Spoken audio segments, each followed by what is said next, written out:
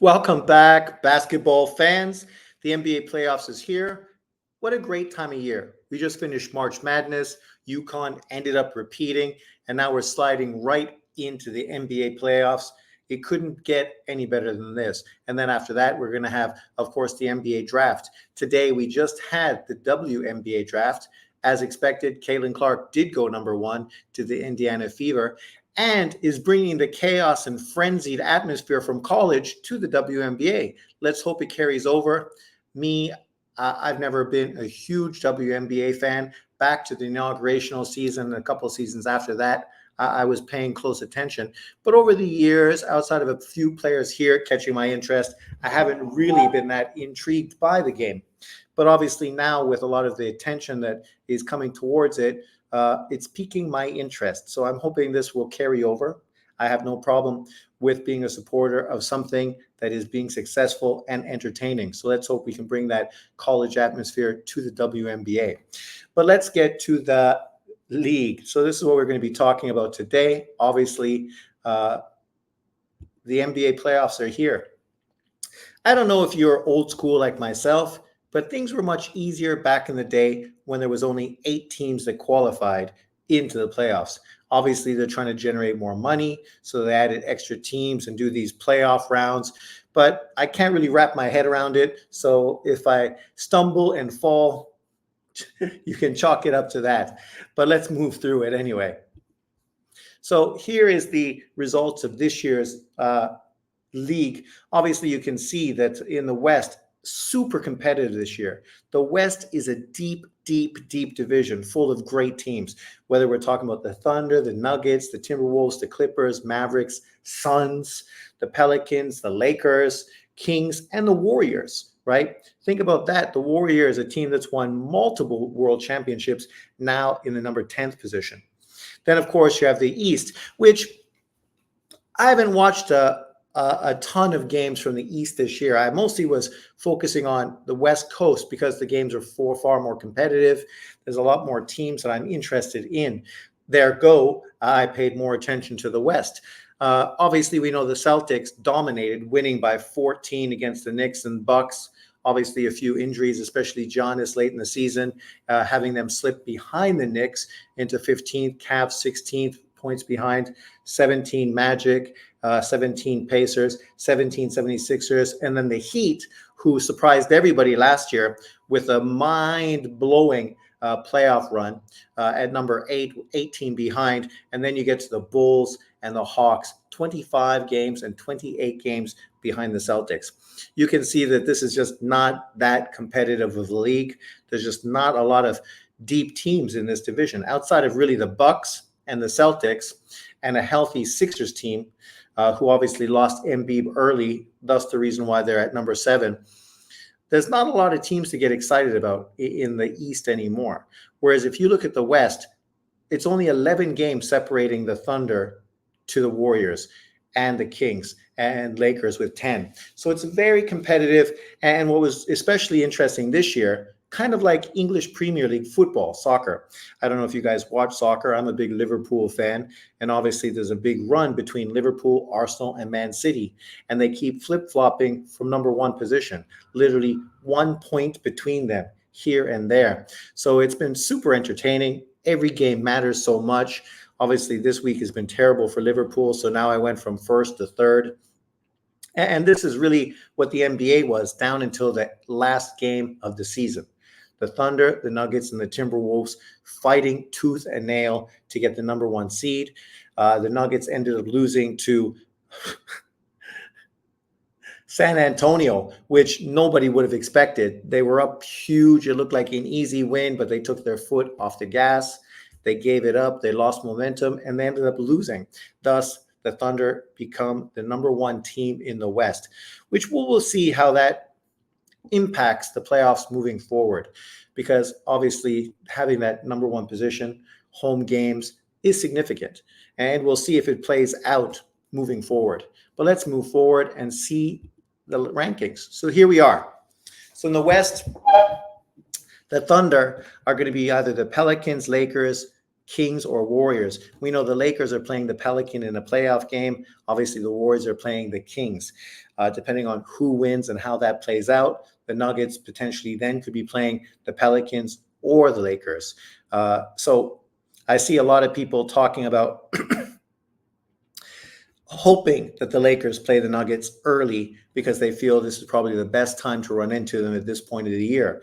Well, AD, even though he is a little banged up, and LeBron specifically is really kind of at the top of his game.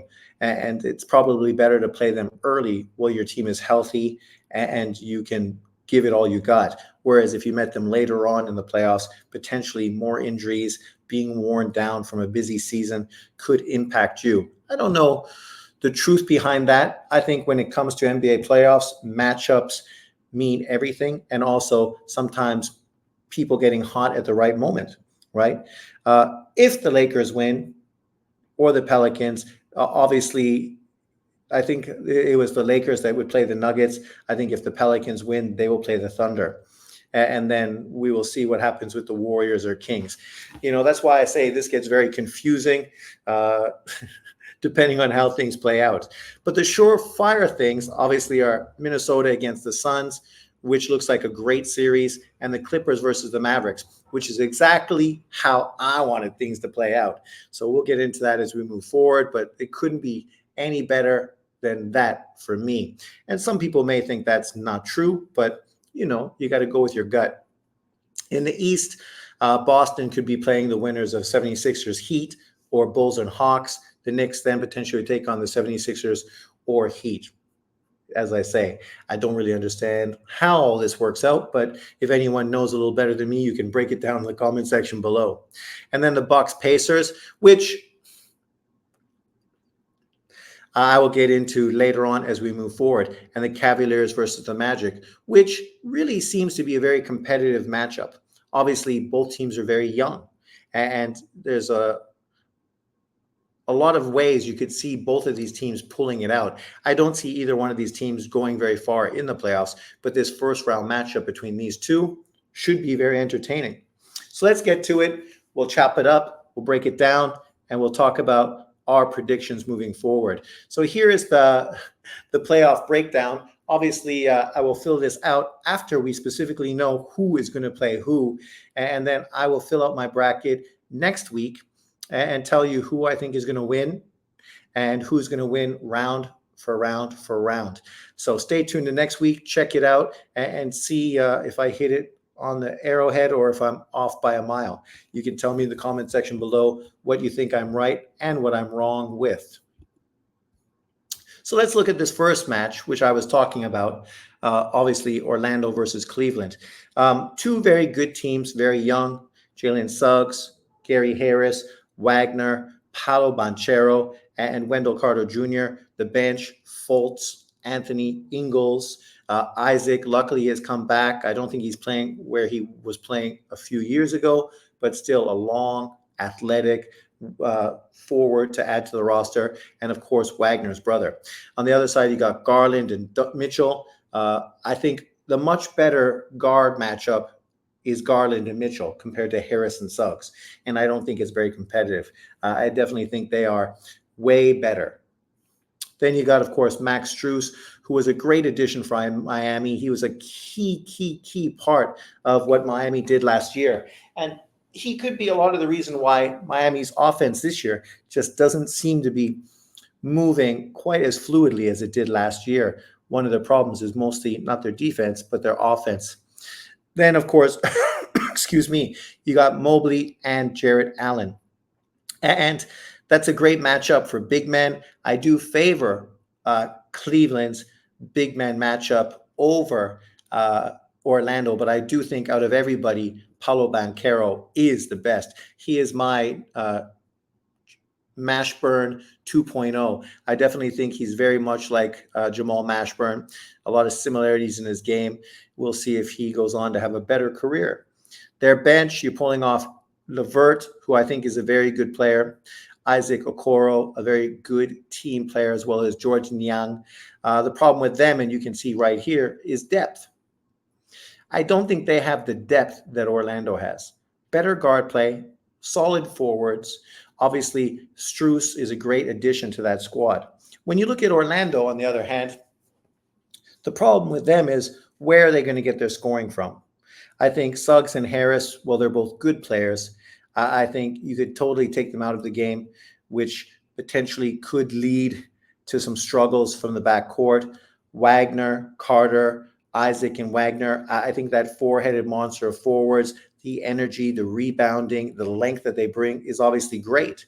Joel Ingles coming off the bench brings a good skill set, good long-range shooting. Cole Anthony, I think, is definitely probably the biggest scorer in your guard position. Marco Fultz, he's done well on and off, spotty. But this team is definitely being led by Paolo Banchero, and I think that's the problem. I think when you're relying so heavily on one individual player in a series like this, that's a lot to ask. That's why I'm leading towards Cleveland Cavaliers to win the series with Darius Garland and Donovan Mitchell and Marcus Strus, with tough guard play from Niang, Mobley, and Allen, and tough guard play coming off the bench from LeVert and Okoro, just to put defensive pressure on the guards. And I know they don't have much of a bench, so potentially that could be a problem that Orlando could capitalize on moving forward. But where I stand now, I like Orlando better, but I feel that Cleveland is just a better formed team, and based on their team and the way they work and their better guard play, I do think they are going to win this series. Let me know in the comment section below what you think. Then we get to the next matchup, Indiana versus Milwaukee. Sorry, I don't have all the 5 players from Milwaukee on here, but obviously Lillard, Patrick Beverley, Middleton, and Giannis. And off the top of my head, I can't even think who the big man is for Milwaukee. Leave it in the comment section below if you know. Indiana with Tyrese Halliburton, who's had a breakout year this year, even was getting mentioned as a potential MVP candidate this year. You got Andrew Nembhard, who's been a solid player, along with Aaron Nesmith. Pascal was a great midseason addition from Toronto to join Miles Turner. Then you have Obi Toppin, a good energy player. Doug McDermott, obviously he's a good player for spreading the key with his three-point shooting. Ben Shepherd, a solid player, as well as TJ McConnell. Athleticism is probably one of their weaknesses. Shepherd, McDermott, Nesmith, Nembhard, McConnell, not the longest and most athletic players in the league, but what they do bring is skill and an understanding of how to play together. And then you have length from guys like Pascal Siakam, Turner, Obi Toppin, who are very good players. And then you have a potential superstar in Tyrese Halliburton. And the question is, how are you going to stop Milwaukee? Right? Milwaukee's a solid team with players like Beverley and Middleton bringing a lot of experience. Obviously, Lillard can get hot. He is a big scorer. But it'll be interesting to see how Indiana plays him. They have enough guard play where they can really rotate and really run him ragged and make him work a lot. And that will still open up Tyrese Halliburton to play against, obviously, a guy like Patrick Beverley on the offensive end, which isn't really much of a problem. Beverley on his side will probably be using his defensive skills to match up on Halliburton. So that'll probably be the main matchup that we see there. And I definitely think Halliburton is going to get the best of Beverley offensively. As far as Giannis, he's coming off of a knock, an injury issue, which depending on how Indiana matches up with him, you got guys like Pascal, Smith, and Toppin who can D him up, opening Turner, to do what he does best, give you defensive help in the key, especially weak side, step out, hit that three-pointer, and spread the floor for the guards who are very smart, move the ball very well. I know early in the season, the majority of people were favoring Milwaukee with guys like Beasley, Pat McConnell, McConton, and Jay Crowder coming off the bench, a very experienced team, far more experienced than Indiana. But I'm going with Indiana.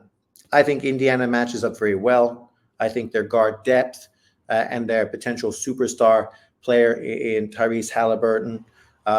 Siakam really being a key addition to the squad.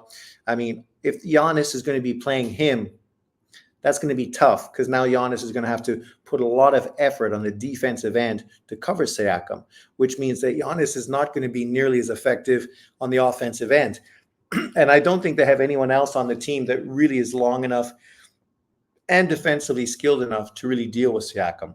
And obviously, Turner has the length, defensive rebounding, obviously weak side help. He's a good three-point shooter who can really open up the key for the smart guard play. So I do think over a series that Indiana is going to beat Milwaukee, but obviously Milwaukee with the experience, with potential, get hot shooters like Damian Lillard, and obviously the play from a two-time MVP in Giannis, is going to give them games. This could be a very competitive series, potentially going all games.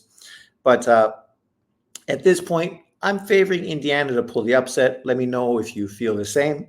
Obviously, this is probably the most controversial potential pick, I think, out of this video today. Then we get the matchup that I'm looking forward to, Clippers and Dallas. Harden, Terrence Mann, George, Leonard, the big man down low, Westbrook, Powell. I love Powell. Amir Coffey, hot and cold, PJ Tucker, not what he once was, Daniel Thesis, and then a rest of the team that, is not bad. The thing that this team was a super team. When you have George, Leonard, Harden, and Westbrook, all MVP caliber players all in one squad, you expect them to be one of the best teams in the West. And the fact that they just haven't really been firing all year consistently, one person's been hurt here, one person's been hurt there. I forget who's hurt right now, but I know somebody is injured. One of the top guys is at Westbrook. So we'll see how that helps or hurts them going into the playoffs. I like this matchup for Dallas. Dallas has always done very well against the Clippers. Luka has always done very well against the Clippers. Luka now has Kyrie. I don't think there's anyone on this team that can really match Kyrie if Westbrook is not completely healthy as far as D'ing him up. And Westbrook will have to use a lot of energy to D Kyrie. I don't think Westbrook offensively is so dangerous that Kyrie's going to have to worry too much about him. Luka, obviously, you're going to go through guys like George, Leonard, Powell, Tucker, and rotating different players to try to wear him down, beat him down, tire him out. You have Derrick Jones Jr., PJ Washington, and Daniel Gafford. PJ Washington and Gafford, late season additions, who have really added a lot. Washington has been a good scorer on the team, a third scorer, showed good range on his three-point shot, obviously getting a lot more open shots, playing with Kyrie Irving and Doncic. And then Gafford has been getting alley-oop after alley-oop after alley-oop after alley-oop. And when you think about the team combination, the two-headed monster of Derek Lively and Gafford, as well as Maxi Kleber, I think this is really good. The rotation, Gafford and Lively defensively have been really, really key additions.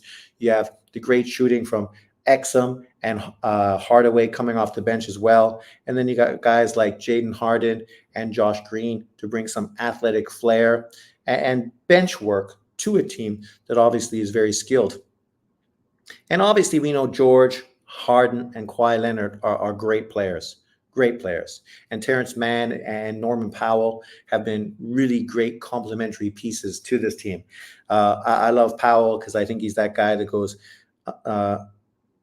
unappreciated, but game in and game out, he just does what he has to do consistently. And he is often the guy that sinks the ship because he's the help that the team needs with his drives and his three-point shooting primarily. But I do favor Dallas to win the series. I think Luka is going to show out and show you why many people favor him to be MVP of 2024. I know he's number one on my list. Maybe that's fanboy mentality, but I definitely think him and Joker are the top two contenders for the MVP race. Joker's already won twice. Doncic has almost put up better numbers than Westbrook did in the year he won his MVP. And there's only 5 players in history that have done what Joker has done. I mean, Doncic has done, putting up 33 points, 9 rebounds, and 9 assists. Like, those numbers are fucking ridiculous. Ridiculous. And of course, he doesn't get as much respect as he deserves. A lot of times people are underestimating him and dismissing him, even though what he's doing is ridiculous, ridiculous for a guard. And I love what, obviously, Gafford, Lively, Kleber, Hardaway, Exum, Green, Jones bring to this team, right? Just the depth and the energy, the excitement off the bench. And I definitely think that's going to be a key part to this. I mean, if you're going to win, you need your supporting cast to pick up. And we know a lot of times that is beneficial for the team with the home court advantage. Usually players like that play better at home. And that could be something that benefits the Clippers moving forward. But I am leaning towards Dallas to win. Dallas historically has done very well with the Clippers, especially Luka, who just can't be stopped. And I think this is going to be his statement year, getting past the Clippers and moving one step closer to a possible NBA championship. I don't know if the team right now is good enough for that, but with Kyrie Irving and Luka Doncic, anything could happen. Then we get to Minnesota, Phoenix. This is a great series. Conley, Edwards, Jaden McDaniels, Towns. Towns coming back is going to be obviously a very big part to the squad. Obviously, the big Frenchman down low. Naz Reid has been unbelievable. Who's been shooting 3-pointers better than him as a big man, right? Monte Morris, Walker, and Kyle Anderson, who, has been one of the most unaspiring players in NBA history, but nonetheless, he just gets it done, right? So you're happy when you bring him off the bench because he's effective. Phoenix, like the Clippers, is a super team. People expect them to do better. People expect them to win. When you got a team like Booker, Beal, Durant, with Eric Gordon off the bench, Isaiah Thomas off the bench, Grayson Allen, who's been unbelievable, Royce O'Neal, Josh Okogie, right, who've been unbelievable. I mean, Thaddeus Young and Drew Eubanks, they've almost been unnoticed. But then you have, obviously, Nurkic, who's a solid big man. And this team is just offensively a juggernaut, right? Booker, Beal, Durant, Grayson Allen, Gordon. They have 3 points flying from everywhere. And the key is, how is this team going to really work together? How are injuries going to impact them? Bradley Beal's really been inconsistent. He's been in and out of the lineup all season. The team hasn't had a lot of games to sort of really gel like people thought potentially they could. But on paper, they are an obvious top team, and a team that many people, after signing Beal, were picking as the team to win it all, right? Literally. And in truth, if they get hot and they mesh together, we could see that happening. But one of the problems with them is they don't have a lot of length down low. So rebounding wise, they can lose on the boards. They don't have a lot of length to deal with people. If Nurkic gets in foul trouble, who's going to support him? Bol hasn't been a godsend. Let's put it that way. He hasn't lived up to his father when people thought potentially he was going to sort of surpass his dad. At this point, that hasn't happened. As far as Minnesota, not a team that I look at on paper and I'm really that excited about. But when you see them out there, they just work. And at the beginning of the season, I told you, I made my video telling you Anthony Edwards is going to be a superstar, a breakout player, and he's really going to jump up this year. And people had him also in the MVP conversation. I don't know if you feel that he deserves that much accommodation, but he definitely is putting his name closer and closer as we move forward. He is unstoppable off the dribble. His three-point shot has improved. When you throw Towns in there to give him a second weapon, obviously it makes things easier for McDaniels and guys like Naz Reid and Conley to get open three-pointers, which they've just been knocking down. And then you got a behemoth down low, obviously rebounds well and defensively help. He is a monster on the defensive side. So I definitely think their size is tough. Durant's definitely going to have to match up on Towns and break even with them. And then I look guard-wise when you got Booker, Beal, and Grace Allen to McDaniels, Edwards, and Conley. I definitely think Phoenix is better. But even Booker this year, he hasn't lived up to the expectations of previous seasons. Nurkic, a better all-around player than the big Frenchman, but obviously not the defensive threat. Off the bench, both teams have some depth. We talk about Royce O'Neal, Isaiah Thomas, Josh Okogie, and then Kyle Anderson, Naz Reid, Walker, and Morris. So this is a tough series to call. But I'm going to go with my gut in this side, and I'm going to pick Minnesota to win. They obviously have home court advantage, which is going to be a big benefit for them. And I think Anthony Edwards, like Doncic, like what's his face for Indiana, is definitely going to rise to the top and make a statement and show people why people are talking about him as a perennial all-star moving forward. I would not be surprised if Beal gets hurt and becomes a non-factor. Grayson Allen, well, he's a good shooter. I think he's streaky. So, and with Durant playing Towns, that could take him out of his best position, which leave Booker against Edwards really to carry the team.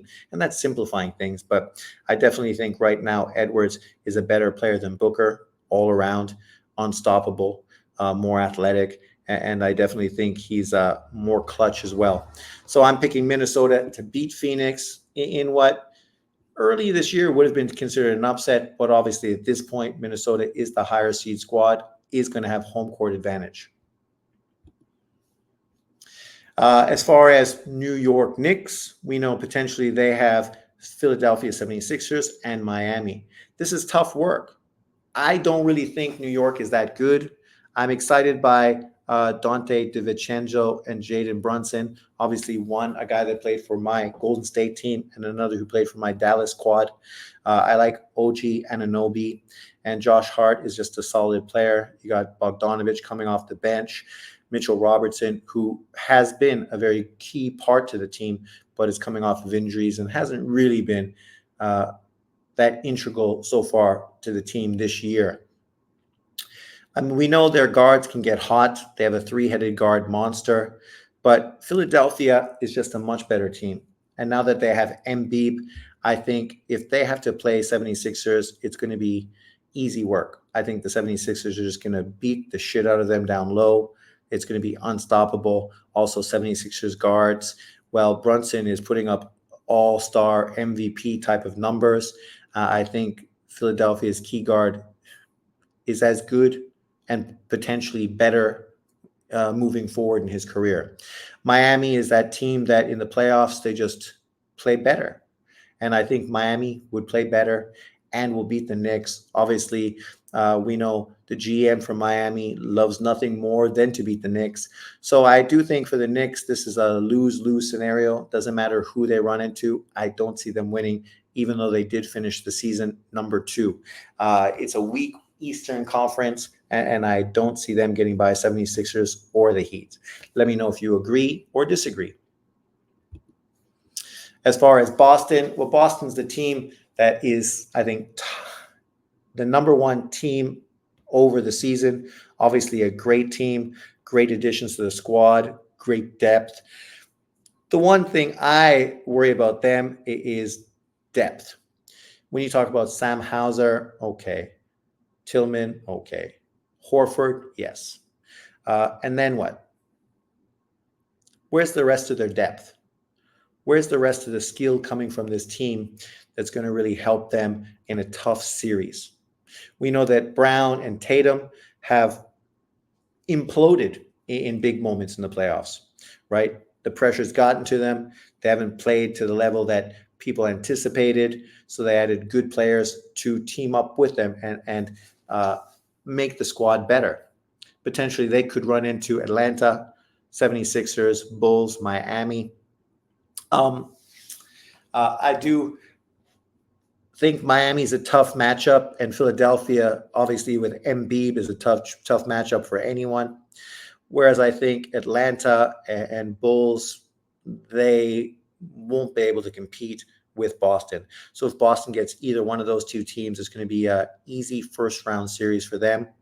But if they run into the Philadelphia 76ers, it could be an East Conference final in the first round. And that could throw everything on its head very early in the year, because I think whatever team comes through there is the team that's going to win the East, Philadelphia or Boston. That's my prediction. I do think those are the two teams that potentially are going to be the representation from the Eastern Conference. Then, of course, you have Denver, a great team, great depth. Did it last year. Obviously had some adjustments, but Reggie Jackson at times this year has been unbelievable. Christian Braun has been solid. Justin Holiday hasn't got that much time. A lot of times he's been sort of sitting on the bench with Nahaji, just sort of watching. But when they pull these guys on, it just shows you the depth they have. And they have the guy they also got from Gonzaga last year. I can't remember his name. Also has moments of you could really see him being a great addition to the squad moving forward. And then, of course, Peyton Watson, who's been averaging 5 blocks a game at the end of the season. He's been a monster. And that's what they need, that defensive tenacity, right, off the bench.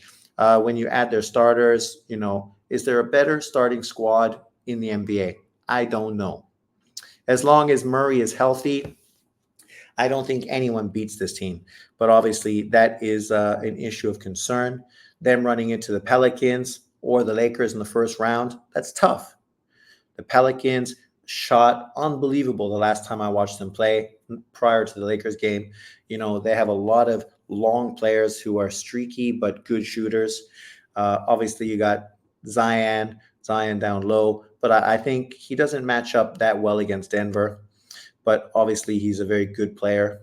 And then you have the Lakers, whereas, you have LeBron and AD and a really solid bench that is part of that squad. They've done not very good against Denver. Denver is, I think, 8-0 against them in the last 8 games or something. So you do have to favor Denver. They are going to have home court advantage over these two teams. And that's obviously going to be paramount. So I do see them getting by either one of them. But these games at this point of the tournament could be really, really competitive and really sort of get you on the edge of your seat, right? It could ask some real hard questions early on in this tournament. Then, of course, we have the number 1 team, Oklahoma, with Shea.